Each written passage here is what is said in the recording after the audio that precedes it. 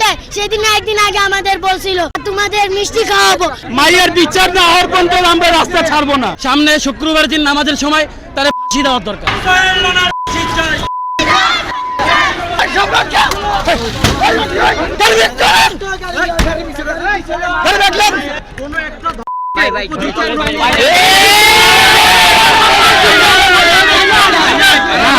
আসিয়াকে করা হয়েছে, এখন পর্যন্ত কোনো উপযুক্ত বিচার হয়নি।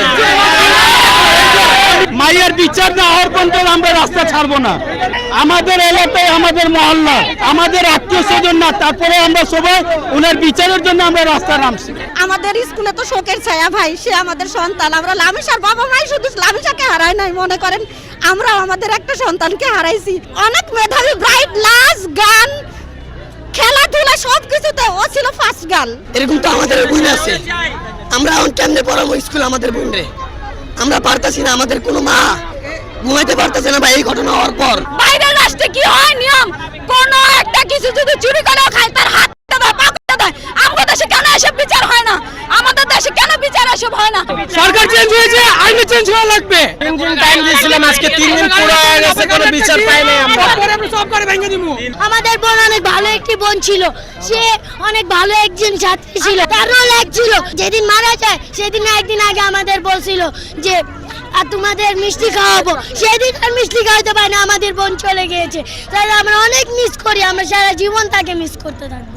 সরকার কাছে একটাই চাওয়া, যেমনি সেই আসামিকে বাইতুল মোকাররমের সামনে শুক্রবার দিন নামাজের সময় তারা ফাঁসি দেওয়ার দরকার। তার মানে কি খুন করা পর্যন্ত অপেক্ষা করব? খুন হওয়ার পর সিদ্ধান্তে যাব যে কি করব।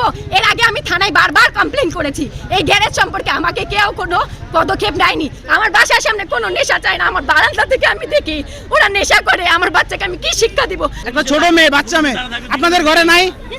যদি এটা আপনাদের ঘরে হইতো তাহলে আপনি কার কাছে যেতেন বিচার চাইতে?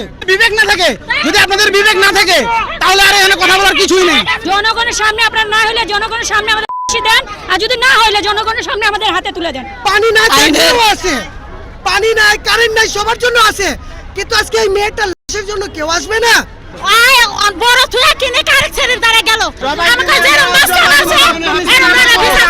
রাস্তা অবরোধ করার মানে হইলো আমাদের দাবি মানতে হবে। আমাদের দাবি না মানলে আমরা তার থেকে বেশি করব। এখন তো মাত্র সীমিত, এটা মাত্র সীমিত। কিন্তু